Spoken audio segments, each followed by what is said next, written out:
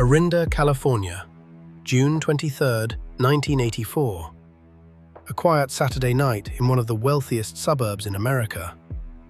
Tree-lined streets, manicured lawns, the kind of place where people leave their doors unlocked. But that night, a neighbor heard something that would shatter that illusion forever. A scream, a desperate pounding on a door, and then silence.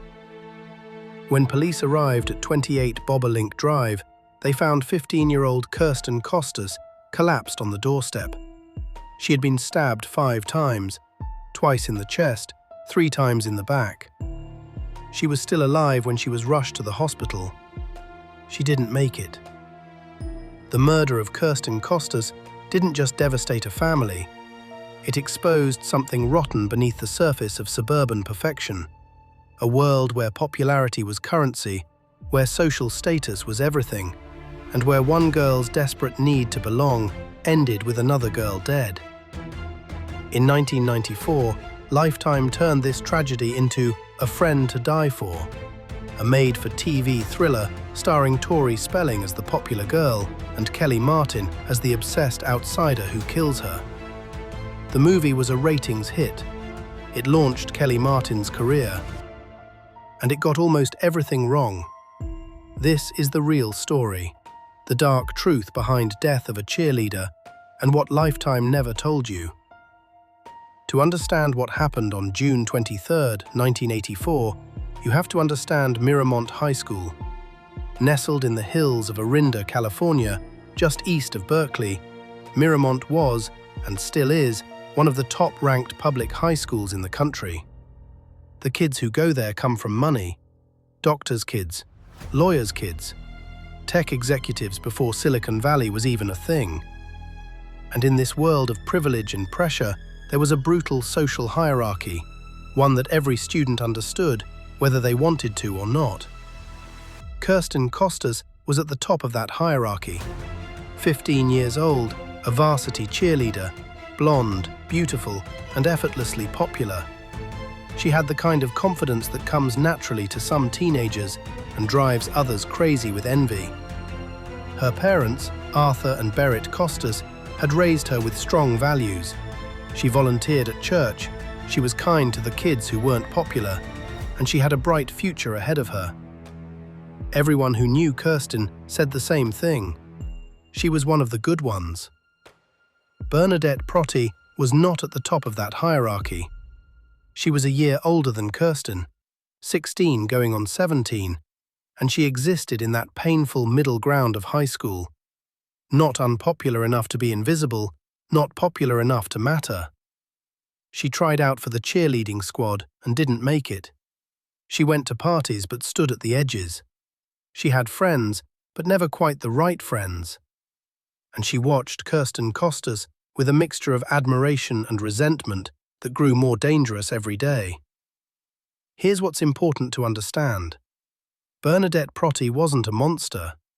By all accounts, she was a quiet, religious girl, one of 7 children in a devout Catholic family. She was responsible. She babysat. She got decent grades. But she was drowning in a culture that told her she wasn't enough. And she had convinced herself that if she could just be friends with Kirsten Costas, if she could just get close to that orbit of popularity, everything would change. That's the part Lifetime got right, at least in spirit. The movie frames the relationship as a popular girl reluctantly tolerating a hanger-on. The truth was more complicated. Kirsten and Bernadette weren't strangers. They had mutual friends. They went to the same parties. They had even been in the same church youth group. But Kirsten didn't see Bernadette as a close friend, and Bernadette couldn't accept that. In the weeks before the murder, Bernadette's fixation intensified. She started talking about Kirsten constantly. She told friends she was going to Kirsten's house. She started dressing like her. Her friends noticed something was off, but nobody said anything. Because in high school, when someone is a little too intense, a little too eager, a little too desperate, you just avoid them. You don't imagine where it's going to lead. June 23, 1984. The day started out ordinary. Kirsten had plans that evening, a dinner at the country club with her parents, then a party with friends. She was in a good mood. She had just finished her sophomore year. Summer stretched ahead of her, full of possibility. Bernadette spent the day differently. She had been thinking about this day for weeks. She had a plan, though in the years since, psychologists have debated whether it was premeditated murder or a fantasy that spiraled out of control. Either way, that afternoon, Bernadette Protti took a 7-inch chef's knife from her family's kitchen, wrapped it in a towel, and placed it in the trunk of her parents' car. She told her parents she needed to borrow the car to go to a church function. They said yes. They trusted her. She drove to Kirsten's neighborhood. What happened next has been pieced together from Bernadette's own confession, witness statements, and court records. Bernadette found Kirsten at home. She told her there was a surprise party for a mutual friend, a lie, and convinced Kirsten to come with her. They got in the car together. But when they arrived at the supposed party location, 28 Bobolink Drive, there was no party. There was no one home at all. Kirsten realized something was wrong. She got scared. She tried to get out of the car. And that's when Bernadette pulled the knife. Kirsten ran. She made it to the front door of 28 Bobolink Drive, a stranger's house, and pounded on it, screaming for help. The couple inside, Alex and Janice McTeer, heard the pounding but were too frightened to open the door. They called 911. By the time they looked outside, Kirsten was on the ground. Bernadette was gone. The investigation that followed lasted 6 months, and this is where Lifetime really failed the story. In the movie, the investigation is compressed into a few scenes, some tense questioning, a quick confession, and we're on to the trial. The reality was far more disturbing. The police had almost nothing to go on. No weapon. Bernadette had cleaned the knife and put it back in the kitchen. No witnesses who saw the actual attack.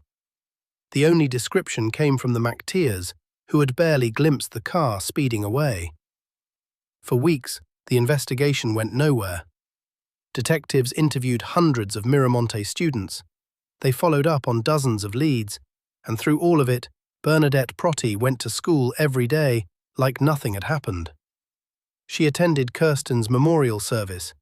She cried with the other students. She even told friends she hoped they caught whoever did it. That's not Lifetime villain behavior. That's something far more unsettling. That's a person who could compartmentalize murder. The break in the case came from a tip. Someone remembered seeing Bernadette's car, a distinctive yellow Datsun, near the crime scene that night. Police brought her in for questioning. And this is where the story takes a turn that still haunts investigators decades later.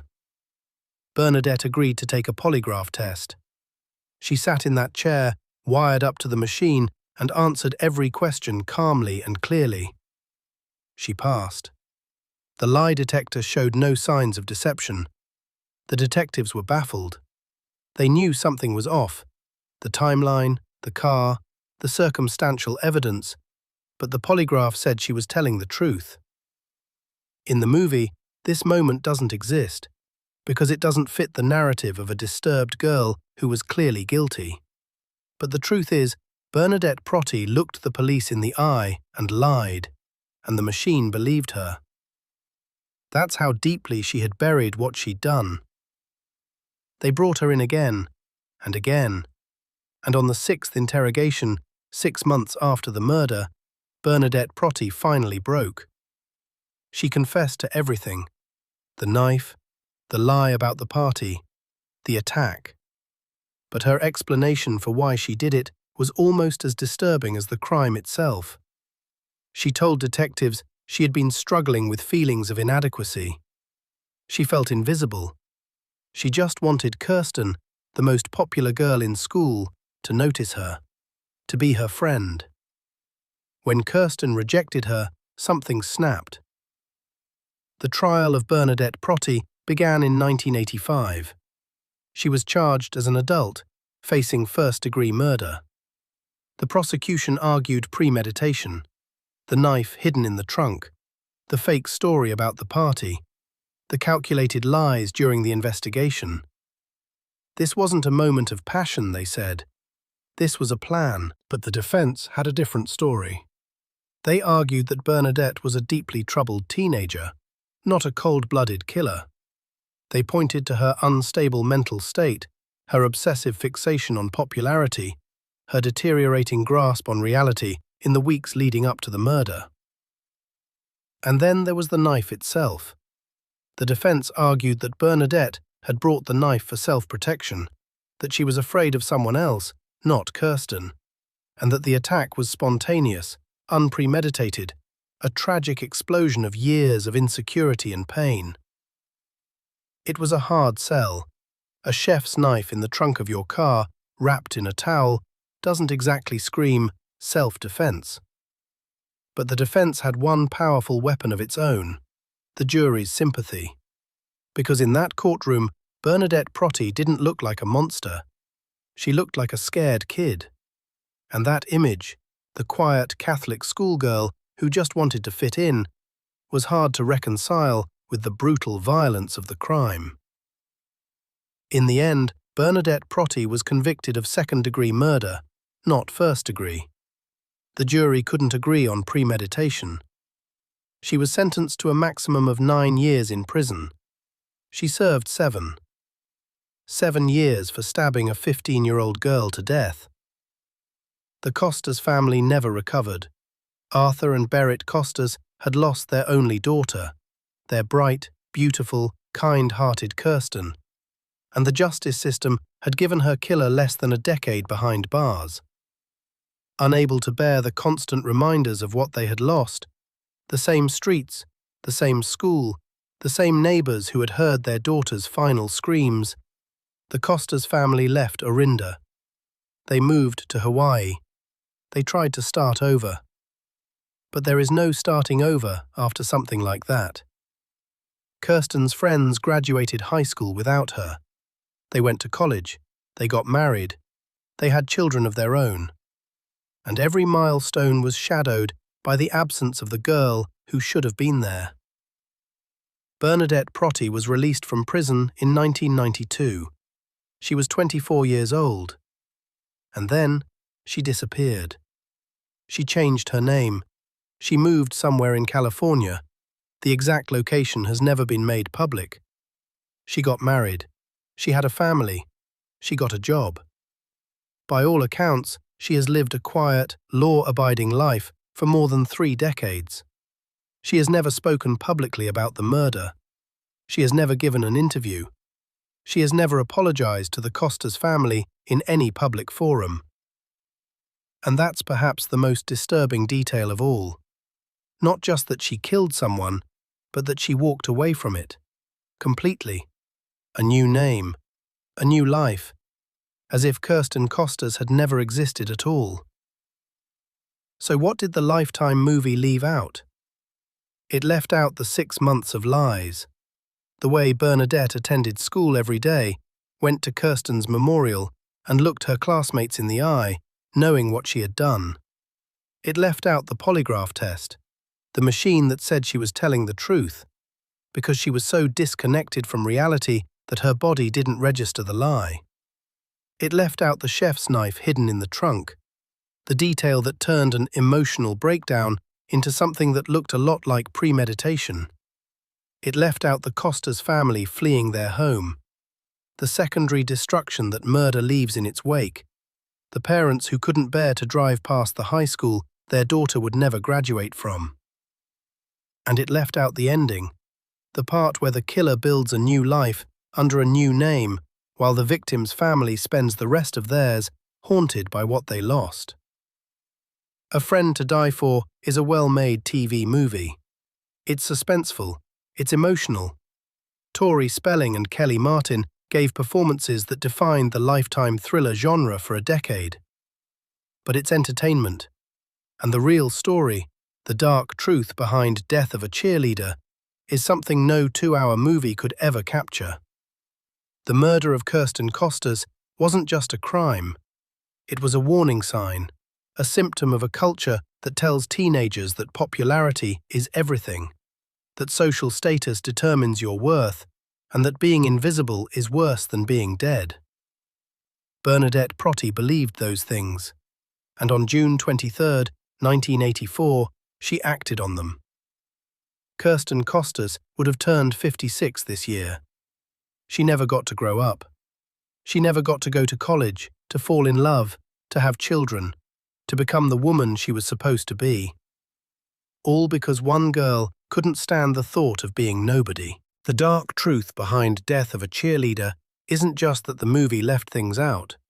It's that the real story, the full, unvarnished, uncomfortable truth, is worse than anything Lifetime could have invented.